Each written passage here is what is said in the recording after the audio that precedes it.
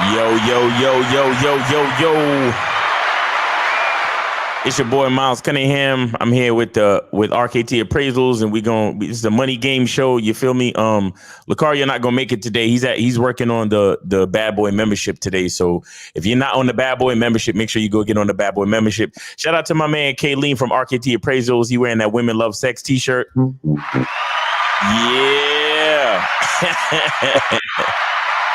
Facts. Now I'm saying, got to support the brand. You feel me? But so my man Rashidi, he's on his way in. He's having some technical difficulty, but he came up with the topic for today's show, and he was saying that if you have a 9 to 5, you definitely got to be a part of your company's 401k situation. So Kayleen, what are your thoughts on that? Okay, so now you definitely want to have a 401k once you have a 9 to 5. Why is this? Because it's basically a retirement plan. It's setting you up for later on in life. The day you could no longer work, right? So I think it's very valuable for everyone who can get a 401k with their job to get it. It has different benefits to it. You know, the company, depending on what company you with, sometimes they match you with your 401k. Right. So, and then what people don't realize is that your 401k is actually in the market. So when it's in the variable market. So when the market goes up, your money is actually going up as well. That's how, you get this amount of money, X amount of money later on in your life, because your money is compounding with interest throughout the course of time. It's not just the amount that you're putting in. It's compounding throughout the course of time. So when you reach retirement age, when you reach 60, between 60 and 65, to where you can no longer work, now you may have $200, $300, $400,000 in your 401k that'll be beneficial to you when you retire. Facts. Yeah, that's true. And there's another thing too. Like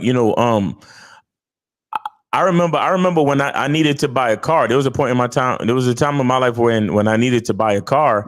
And what up, Rashid? When I needed to buy a car, and I was able to borrow money. Nigga, there you go. Now, okay, my volume was down. Yeah, technical difficulties, nigga. I don't know what happened. Go ahead, Miles. We on air right now. Nigga, I'm about to mute this nigga. Niggas coming up in the show. See, that's why we can't get nowhere as a people. You know what I'm saying? Niggas coming up in the show, interrupting shit, talking all crazy. Nah, I'm playing. I was saying I was able to borrow some money from my 401k to buy a car, because there was a point in my life where I needed a car, and I didn't have enough money in the bank. However, I've been contributing to my 401k, and I was able to borrow money out of my 401k to buy a car. You understand? And that, that car came out to be very helpful in my life at that point. You know what I'm saying? So, the thing, there's certain good things about 401ks, because the money is tax deferred. You understand? So what that means is the money goes into your 401k savings situation before they tax it. You understand? So it's a pretty dope benefit. But Rashidi, the topic was yours, so go ahead and expound on the topic. You know what I'm saying? Yeah, man. Yeah, you already started it. I mean, it's pretty much a topic. It's pretty just based on if you work a 9 to 5, you want to have a 401k. If you left a 9 to 5 to be an entrepreneur, do your own business, you still want to maintain the 401k you have. And if you don't have a 9 to 5, you need to have your money in a life insurance policy to accumulate interest, or you need to have an annuity, because at the end of the day, you need money to retire on and prepare for the future. Just trying to say that you're going to save is not going to really help you. Right. What do I mean by that? If you're working every day, working 9 to 5, and your company offers a 401k and you don't have one, that makes no sense. Why? Because if you invest in a 401k, it take anywhere from 1 to 6% out of your money. Everybody can afford 1 to 6%. You pick that number, and then at that point, your money grows, gets interest on it, and you can help to retire 20, 30 years from now. And you could take it from job to job, so it follows you as long as you want it to follow you. Or if you want to take the money out, do what you want to do. But more importantly, why it makes sense for you to have a 401k is most jobs match you up to 6%. So you're getting 12% of whatever you put in. Right. So if you making $1,000 a month, you know what I mean? Like that's $50-$60, but the job match another $50-$60 at minimum. So you could be end up making them up to $200-$300 extra a month from doing nothing. You Right. know what I mean? So Exactly. you should never be working at a job as a normal human if they offer it 401k. People that say that, that's silly. Get a 401k. If you don't know about it, ask Human Resource. They'll set it up. It's real easy. You can start off low, 2%. You're not going to notice $50 that come out of your check or $40 that get spread out over 2 paychecks. Let's be honest. Right. Facts. What happens is you try to retire and go ahead. You want to say something else? Go ahead. No, I was going to say that, you talking about 6% and 2%. I remember when I was in corporate America, I always went to the max 20%. Yeah, that you can do that too. Yeah, you do that too, and that's you can make a massive amount of money doing that. That's actually the smartest way, but most people don't go that deep. But that's you make a good amount of money doing that. Facts. Because the reason why I did it is because at the time, when I was in the corporate America, I mean, look, I'm a guy. I never had any kids, and I never got married. You understand? So my money was mine. You understand? And the beautiful part about a 401k is that if you automate everything, usually you automate everything, so your money is getting direct deposited to your checking account or to your savings account, whatever you got. You understand? So the thing is, when whatever percentage you choose to put towards your 401k, you don't really notice it because your check is your check. You understand? So you work with the money that gets direct deposited into your account. So if you make $1,000 a week, you put in what 20%? That's $200 every week going into your 401k. That's what $200 every week. That's what $800 a month. And like Kaleem said, it's being managed on the stock market. It's being managed on the markets for you. So the markets go up, your money is compounding on itself, and that's a beautiful thing. And on top of that, you're not missing it, because when you get your direct deposit, you see the amount of money that you see, and then that's the amount of money mentally. That's the amount of money you work with. You understand? A lot of people, they scared to put in that 20%, but the thing is like, bro, like if you could work with $500-$600, then work with it. You understand? Just because it's another 20% don't mean you got to spend it. And that's the beautiful part about the 401k. They take the money out before it's taxed, and you don't really see it until later on in life when like we were saying, if you're trying to borrow some money from it or take some money out of it, or later on when you retire and then you look back at the shit and it's like, oh shit, all this money been compounding and accumulating on itself, and you looking at 2, 3, 500, shit, damn near $1 million. If you worked at the company for years, it's easy for you to be a millionaire. You know what I'm saying? You work at this company for years, you get raises. Because remember, every time you get a raise, if you leave your 401k at 20%, that's more money going into your 401k every time you get paid. You understand? So by the time you're ready to retire, you got crazy bread to work with. You understand? And it's a very good option for people to exercise. Especially like you said, with these companies doing a lot of matching. But how do you guys advise your clients to partake in a 401k? Like what's the best practices and stuff? Yeah, I mean, the best practices with the advisor 401k, we don't get too deep on it in terms of stocks and markets, because let's be honest, when it comes to stocks and interest rates and all that type of stuff, people tend to fall off and get bored pretty quickly. Mm-hmm. But what we tell people before 401k, start off light with your job, because if you do have a job, they keep it real simple. They pick the stocks for you, mm-hmm. and you get to see them grow. But more importantly, we tell people, look at your human resources program, because they give you online videos with most jobs on how the 401k works. They have a hotline you could call to break everything down for you real simple, so you can take baby steps. Because what you can do is you can move your you get practice by moving your 401k with your job.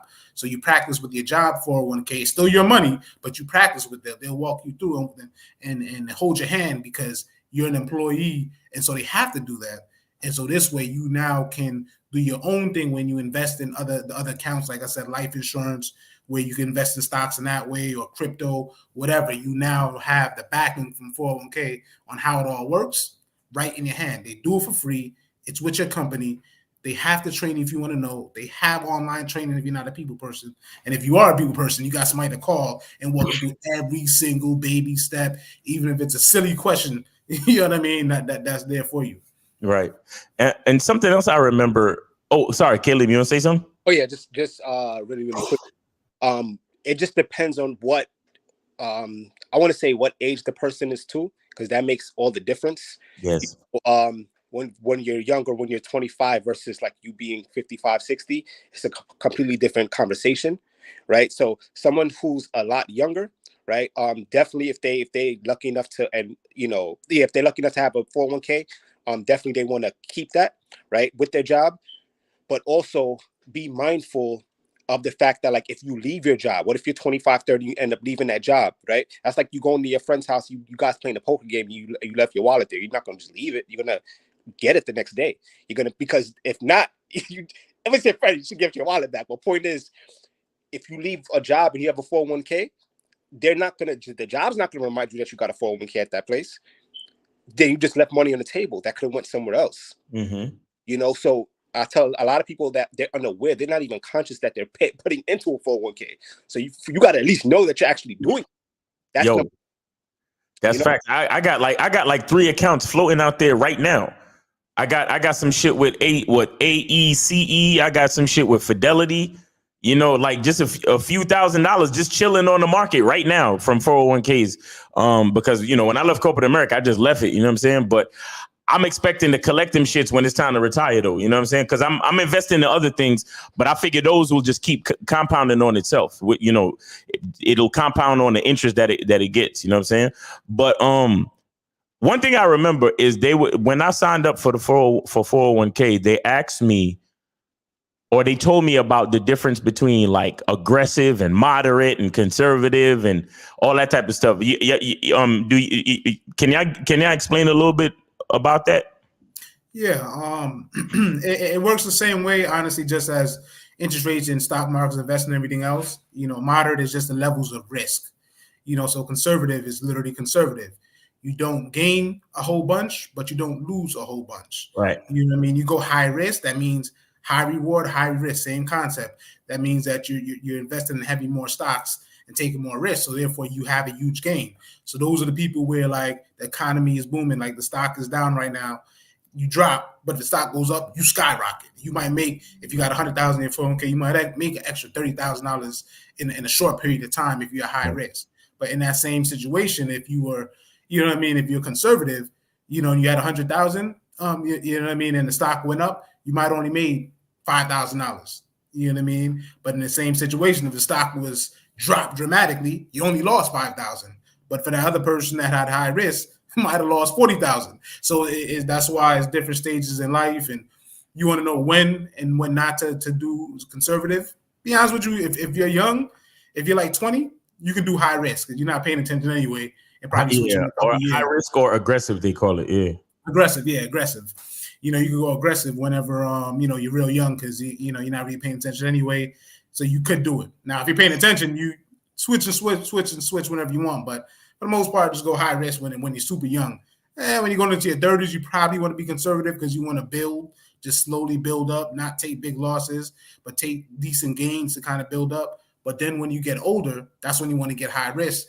To Katie's point, you leave that job, you're getting ready to retire. That's when you want to take your money and put it into your annuity, which what we do. Take your money, put it into an annuity, or put it into a life insurance policy. And that's where low risk. Correct. Right. Okay. And you can roll it into one of those products. And on top of that, that's why I was bringing up before, like if say, you're like ourselves where you want to be an entrepreneur, own your own business, you left the 401k world, you still want to have another stream of income, something to fall back on when you retire. You know what I mean? So you still want to do an annuity, which an annuity allows you to pay into it. So at least you're not even necessarily retired because you're an entrepreneur, but when you're 65, 70, you just don't move the same way you used to. You got 40, you got 100,000, 200, $300,000 sitting in a random fund growing, and you can bounce off of that. So that's why I say everybody should be having some type of money somewhere. No one should not. So everyone should at least at minimum have a life insurance policy. If not, annuity, and if you work a 9 to 5, a 401k, there should be no reason if you work make any type of money, you don't have one of those accounts. Even if you're working under the table, you should have a life insurance policy. They're not asking questions about a life insurance policy. They're just insuring your life. So therefore, even if you're working under the table, you can use that money and put it in a life insurance policy and overfund it to get more money. Right. So Bruce Leroy asked, he said, if the stock market crashes or there's a recession, can that affect your 401k? What's your answer, guys? Yeah, absolutely. Absolutely. That was the point, Bruce Leroy, what we were just saying, where if the market crashes, if you have 130,000, you're aggressive, you might lose 40, 50K. It's possible. That happened in a recession. That happened in a recession to a bunch of people. They lost a whole bunch of money. You know what I mean? But if you were a person in that same situation where you happen to do yours to low risk, conservative, should I say, you didn't lose that much money. But also the flip side of it is you get big gains. But yes, the stock market affects everything. And just to be clear, Bruce Leroy, in the whole world, the stock market affects everything. People only pay attention to it with the headlines, with the 401ks and all that. But the stock market affects how you eat because the grocery stores go up. It affects the gas. It affects everything. It's just that the news just be like, oh, my 401k. But nah, actually, that cheeseburger that was $7 at McDonald's is now $13. It affects you on every level, anything you spend money on, if you want to be technical. Right. I just want to add to that real quick. When it comes to the because remember, like we were stating earlier, the 401k is still part of the variable market, which is stocks, right? So if the stocks go up, the good thing is your money goes up with it. If the stock goes down, your money goes down too. When it comes to the 401k, and a lot of people are not aware of that.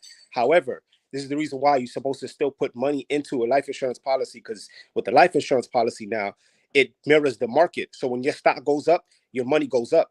But when the stocks go down, your money gets locked into place. So you get all the gains, but you don't experience any loss when it comes to life insurance policy. Well, preferably an IUL, right? And that's an index strategy to where you don't lose any money in the market when the market crashes. So to answer, just to answer your question when it comes to the 401k. So definitely put some money into a life insurance policy. Also, a life insurance policy is part. It's still a retirement plan, right? So what happens is this: you accumulate cash value, right? And it accumulates with interest. So it's a form of a retirement. But when it comes to an annuity is also a retirement plan. But here's the difference. If you put $50,000 into an annuity, right, all you got is $50,000. If you put $50,000 into a life insurance policy, that the death benefit is a lot larger. You have a death benefit of $500,000. Let's say you have a death benefit of $500K, right? You put let's say you make 4 or 5 payments into that life insurance policy, right? You only paid off maybe $500 for those 5 months, right? God forbid you pass away, your family's got $500K. If you were to put $500 in 5 months into an annuity, your family just only got $500. So you got to know and you got to understand the difference between the two.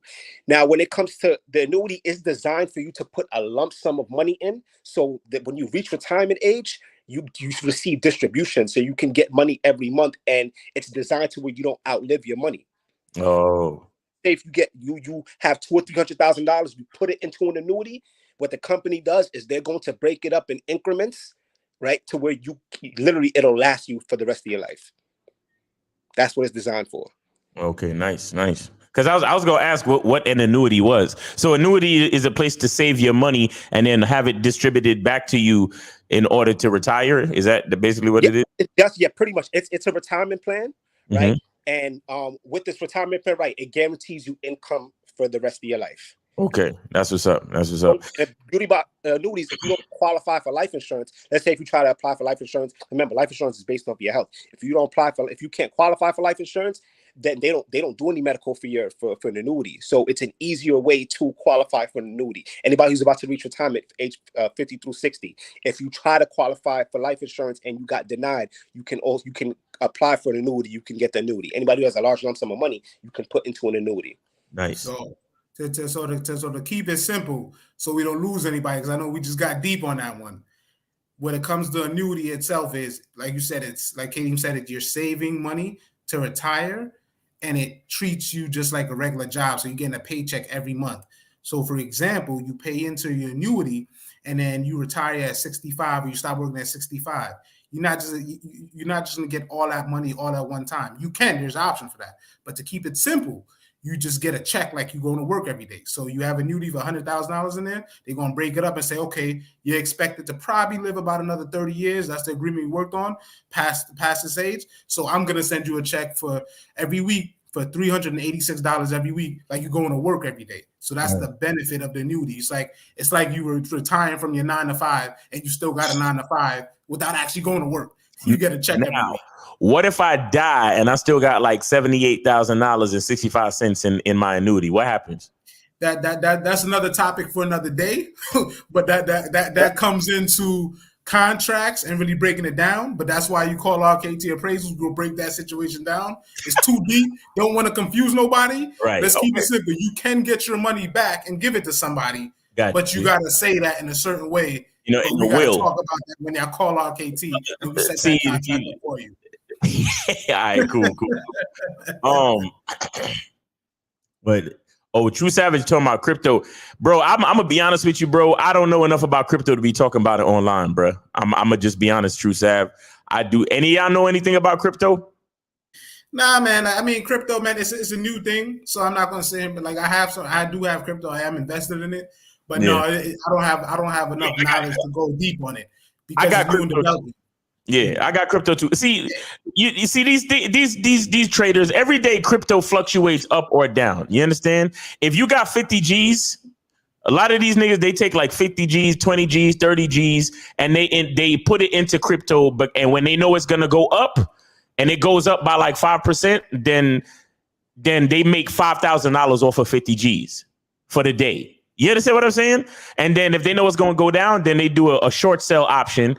And then they still make money when it goes down. But I don't know enough about crypto. I know that's how it works, but I'm not here to advise anybody on crypto. All right, Sav? So, you probably got to go to another channel for that, honestly. But what we're talking about is we're talking about basic life strategies to save money and make sure your family is good if you pass and make sure your retirement is good. So crypto and Forex and all that shit, I'm not here to talk about that just yet.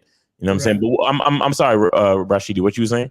No, I was on piggyback off what you were saying, and also what he did. He did ask one good question though. Also what amount of funds need to be contributed to this process? Because that part we did not bring up. It's actually pretty simple. With the life insurance policy, you actually don't pay anything out of pocket initially until you get approved and whatever that payment is. So for example, say you do a life insurance policy and you get a $200,000 policy and say it's $70 a month to maintain. You're only paying $70 a month to start that process of investing in the life insurance policy. Something as low as that. It's all about your health and age and whatever the case is. But the point is it's affordable. When it comes to your 401k, how you start that process, just sign up with your job. Ask them, how do I start on my 401k? They take the money out of your check. The annuity, same thing. You determine the amount that you want. We come to an agreement about the amount that you want and how much it's going to cost, and you make that monthly payment, which could be $60 a month. So the point is, the process to start it for most of these products is literally probably less than $100 a month. Facts. Yeah. See, Bruce Leroy said he put, my dad just passed and left nothing for my mom. So this is important what y'all talking about, and it's facts. Listen, guys. Everybody in the chat, everybody on this conversation right now, unfortunately, we gonna die, bro. Like we're gonna fucking die. It's gonna be over one day. You understand? The truth is your family is your family gonna be pissed when you die, or they're gonna be like, all right, well, he left a little something. You know what I'm saying? So it's up to you, man. It's up to you. But I'm sorry, Kayleen, go ahead. Yeah, just a few things. First off, when it comes to like how much you should put into 401k, a life insurance policy, and annuity, it really all depends. It depends on the person's insurable needs. What do I mean by that? Because there's certain people who just bought a home. There's certain people who have 3 or 4 kids. Wait, you single? Okay. So it just really depends on the person's insurable need, right? Will determine how much you should put into a life insurance policy, how much you should put into an annuity. For an annuity, I know you can start an annuity as low as $100 a month. right? Mm. But is that ideal? To be honest with you, no, it's not, because it's designed for you to have money when you retire. So how are you putting $100 a month and you want to retire with that? It's not going to work. Right. You need to like already have a certain lump sum, in my opinion, at minimum. If you want to do an annuity, nothing less than $10,000 to start off with. Nothing less than 10K, right? That's for the annuity. A life insurance policy, it's a little different. You can get a decent policy for $100 to $200 a month. But, when it comes to life insurance policy, because you want a huge death benefit.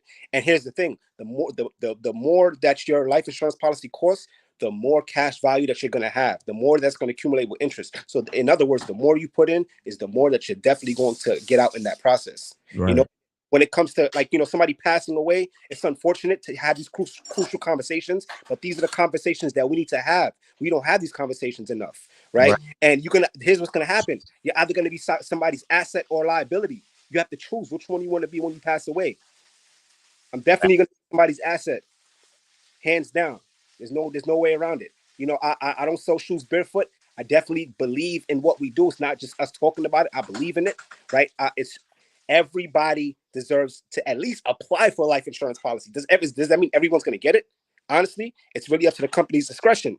However, everyone at least needs to apply to, see if they can get that coverage for them and their family. Because if you don't, you're going to be, I promise you, you'll be sorry in the end if, and not really you, really your family. Your family, yeah. Because when I die, I ain't going to give a fuck. I'm dead. Fuck them niggas. You feel me? You're going to be good already. But then think about the burden that you made, that you're leaving behind. Exactly. Just like Bruce Leroy's dad. You know what I'm saying? No disrespect, Bruce Leroy, but now niggas is looking at your pops like this nigga ain't even, this nigga ain't worth shit. Like, you know what I mean? Like, this nigga just passed away and now niggas got to worry about burying the nigga. We ain't got no bread to allocate to that shit. You feel me? So it is what it is. So it's real shit. But, RIP to Bruce Leroy's dad, respect to the family, you know what I'm saying? Condolences and all that. You know what I'm saying? But this is exactly why we got to consider these things. This is exactly why, like you were saying, we got to have these conversations because Black people don't have these conversations. We just, we got to get that Gucci and we got to be fly and blah, blah, blah. But then it's like, I don't know if I could, maybe I could sell a Gucci on eBay to bury your ass. You know what I'm saying? Maybe. But, who wants used Gucci? You know what I'm saying? Let me see. What else we got? See, he said, we didn't even have a funeral. You see that shit? Crazy. And to Bruce Leroy's point, man, that's a serious thing because it's so real. Think about it. I know you might not put it in the chat, but the reality of the situation is if it costs at minimum pretty much $10,000 to give somebody a pine box. Like people joke about that saying all the time, but that's literally what they give you, a pine box. A plain box, put you in, cost you $10,000. If you can't even afford to do that, you can't even give your family a funeral. So that means if you die, not only you're not going to be seen again, but nobody can see you for that one last time, legitimately. And so that's a real thing. So at minimum, like Kadeem said earlier on, some life insurance policies, depending where you're at with health, there's still a product for everybody. There's still a life product for everybody because at minimum, you can get what's called a final expense policy where it at least covers the funeral costs so you can get buried the proper way and have a proper funeral, which is super cheap. Almost everybody can afford it. And if you can't afford it by yourself, I'm pretty sure, you or one other person could put together, $40-$50 a month to pay for something like that at minimum. Django Geek says, if your house is paid off, do you still need a 401k or a life insurance policy? 100%. Absolutely. Why, nigga? Why? Reason why? Because you're still alive, right? And then so what happens is this, like life insurance, think about it's a few things. One, right? For one, even if the house is paid off, you're still paying taxes every year on the house, right? That's number one, right? Also, think about it like this. When it comes to health insurance, right? It's good to have health coverage, right? But here's the thing: they only pay your doctors. What happens? That most people think the worst thing that can happen is if you die. What if you don't die? What if you survive a fatal crash or something? Now these life insurance policies come with living benefits. So then if something happens to you, like you break an arm, you break a leg, you got stage 4 cancer, you caught a stroke, now the company give you access to your money to help you sustain your living. So it's super important to have these life insurance policies throughout the course of your life. Exactly. Facts. Yeah, I mean, to Kadeem's point, you're still alive. Plus, and more importantly, like if you have a house and you pay off the house, you now own it. Congratulations, that's big, no doubt, great job. But if you don't have insurance on that house, the house you just paid off, what will happen if it burns to the ground? You have zero. You have to start from scratch. So therefore, you have to have house insurance. It's the same concept with your life. Like you're still living, like Kadeem said, you got to keep it going. If something happens to you or the house, that life insurance policy, if you have one for the $300,000, that house that's paid off, that life insurance can help pay off stuff to repair the house or fix the house, whatever you leaving it with too. Because let's be honest, you can have that old house, but you've been alive, you bought the house for 30 years, you paid off that house, most likely, it's been 30 years, you probably need a new roof, probably need new windows, you're going to need all these things. And if you don't have some type of life insurance or some type of insurance or money saved up, you can't fix or repair or, more importantly, maintain these things. Plus, to Kadeem's point earlier on, you have house taxes, so you're still gonna have to pay house taxes. So that, and the whole point of this podcast today is that you gotta always have multiple streams of income coming in because things always happen. Things happen every day of life. When you get up, you can walk, fall down the steps, break your legs. You can't work. You need income coming. You can walk outside, get in a car crash. Can't work for 6 months. Something could happen at any given moment. So you always need these products to help you out when those times of need happen where you can't physically take care of yourself or do something. Exactly. And the thing is, too, is that, you know, you can only turn a house into income if you don't live there. So if you live in the fucking house, it's not income. It's actually taking money away from you because you got to pay utilities. You got to, like they say, you got to pay taxes and you got to maintain the fucking house. You always got to fucking, you know, like you said, fix the roof. If something go down with the basement get flooded, the water heater, the dish, you know, the appliances, the countertops, the floors, the ceilings, the paint. Like, that's why I don't like real estate, man, because there's so much fucking shit you got to deal with, man. I swear to God, like, you know, stocks is cool because you invest. Hey, the market goes up, cool. If the market goes down, all right, cool. You know, try to buy low, sell high. But houses and real estate is always a bitch because, you know, you always got to fix a toilet somewhere. You know what I'm saying? Like, you always got to do some shit with real estate. That's a part of real estate I don't like. So, yes, the Django Geek, if your house is paid off, that's cool. But your house, you can't turn your house into money unless you move out of that bitch. So where you going to live trying to turn your house into money? You understand? So you still need a 401k or a life insurance policy, or at the very least, you still need to be, you know, investing in something like a mutual fund or something like that, where your money is compounding on these financial markets. You understand? Let me see if they got any more questions in there. And while you're looking, I will add to this real quick. You want to here's a good formula. Whatever your annual income is, times that by 20. Times that by 20. That's close enough to how much you should have during retirement. To retire, yeah. Facts. Wait, shit. Hold on. It's a good number. It's a good ballpark figure of how much you should really have. And I promise you, it's going to be hundreds of thousands, if not millions of dollars that you should have. Damn. All right. So yeah. Expectancy. So you just do math on how much you're going to need per year to survive. Yeah. And with your job. Yeah, because once you retire, you live anywhere between 10 to 15 years more, right? You retire 65, so you got around till 85, right? Correct. Just out, you know, on average. But and then shit, what if you live longer than that? Like, you fucked. Yep. You know what I'm saying? Exactly. Like, shit, you're gonna be asking to die. You're like, yo, God, what the fuck? Like, I can't afford to live. Yeah, I can't afford to live. My retirement done ran out and shit. And the Django Geek is over there talking about, well, my house is paid off. Well, nigga, now they gonna kick you out your house because you can't even pay the fucking phone. You can't pay the light bill. You know, you can't pay the taxes on the bitch. It's crazy, man. It's crazy, man. So yeah, man, you know, guys, listen, man, you know, these conversations are important. And for you dudes who are still in your 30s, still in your 20s, again, we implore y'all, you know, call RKT Appraisals, get yourself, you know, at least get the information, man. At least get the information. You ain't got to sign up for nothing right away, but at least get the information to find out the benefits of these things. You understand? Because these things is what rich people do. This is what rich people do. This is how they fucking are always so well off, and they have generational income because like a nigga like, you know, Kevin is Steve Bezos, Kevin Bezos, whatever. That Jeff Bezos. Nigga. And Jeff Bezos, right? And all these other people, yo, they have multiple life insurance policies. You know what I'm saying? Every time a new white baby is born, there's a $1 million life insurance policy taken out on that white baby. That's why they're not killing them in the streets. You understand? But us as black people, we too cheap to invest into these things.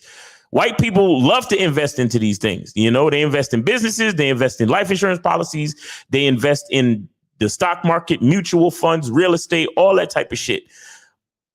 On the flip side, black people, we be acting like this stuff is too expensive. But look, let me tell you something. It actually gets very fucking expensive trying to be cheap. You understand what I'm saying? It gets very expensive trying to be cheap because now, you know, and shout out to Bruce Leroy for sharing his story, but he couldn't even have a fucking funeral for his dad because there was no investments made. You understand what I'm saying? So, you know, like I said, guys, get with rktappraisals.com, 973-420-5028. Get with these guys. At least get the information. You understand? Just to see how this shit could benefit you. I'm going to take this one last question. This is Django Geek again. He says, since having exposure in the stock market is important, is it unwise to use a HELOC as a leverage to invest in the market? Is it unwise? Yeah, I'm not going to get into that question too much. That's too deep of a question on a podcast. I mean, I think basically because he's still focused on the money that he got in the house, so he's trying to use the equity in the house to invest into the stock market. That's basically what he's saying, right? Pretty much, yeah. So, is it unwise to do that? It's not unwise, but you got to know what you're doing. You got to you got to know what you're doing, you know, and you know, and the other thing is too is, you know, you got to watch the markets. Exactly. You know what I'm saying? You got to watch the markets because the real estate right now, real estate is booming, but real estate is the bubble gonna pop again and shit gonna readjust again. And, you know, a lot of shit is changing right now because we got different people in office. You know, we just got over COVID. So, and things are kind of weird. You know, the Ukraine war is happening right now. So that's why there's a lot of unsure things happening. So the markets are low. You understand? If you're able to use the HELOC to fucking invest in the markets now, that might be a good idea because chances are the markets is going to go up later on. So, you know, maybe, but that's not financial advice. So don't do some shit and then come back and tell people we told you to do it. You know what I'm saying? Exactly. What I would say to that generally, right? I like to look at it like this. I like to look at the variable market just like casino. If you're okay with losing, right? Also know that you can win, but be okay with losing. Yeah. Are you willing to lose? Right. That's just what it boils down to. How much you lose. And so I tell people this. There's 3 different market strategies, right? You have your fixed market, just like the bank. It's safe, but you're really not getting no interest. Your money's not really growing. The variable market, you could win a lot, but like I said, but you can also lose, right? So if so when it comes to HELOC, you could leverage it, but you could still lose, right? But when it comes to the index strategy, think about it like the fixed and the variable market having a baby, right? It's a hybrid of the both. So you get the gains with the market and it's safe, you know. So you still want to have money in all 3 strategies, right? Yeah, pretty much. See, I would say if you like real estate, take a loan out from the house you got already paid off and get a second property. That's what I would say. If you fuck with real estate like that, because you sound like you love real estate. So if you because some people really like fucking with real estate, you understand? And real estate always flips every 15 to 20 years. You know, meaning that if you own a house that's $100,000 now, usually in 15 to 20 years, it's going to be double that. You understand? So if you want to use the house that you already paid off, use that to buy another house or use it to buy a property or a condo that you could Airbnb or some shit like that can make you money rent wise in the meantime. It could make you money rent wise and it could double in value over the course of the life of the property. You understand? That's another avenue that you could look into as well. You understand? But yeah, man, it's been cool, but it's about that time. We actually go on overtime, man. But I appreciate everybody for hanging out with us in the chat. The Django Geek, appreciate you for the questions. Onyx, Kenwood Drive, Tony, Bruce Leroy for sharing his story about his pops passing. R.I.P. You know what I'm saying? Respect to the fam. Condolences. True Sav. Appreciate all y'all for hanging out with us, man. And we're gonna get out of here. Like I said, call RKT Appraisals 973-420-5028. Go to rktappraisals.com. Get the information, guys. At least get the information. A lot of us, we don't know what we don't know. You understand? And it's very important to at least be armed with the information. So when you feel like you are ready to begin to invest in a life insurance plan, invest in a mutual fund, invest in real estate, invest in your future and your retirement, you'll at least have an idea of the type of steps you can take and the things that you need to do. So we appreciate y'all, and y'all be easy, and always remember the truth is inside you. Peace.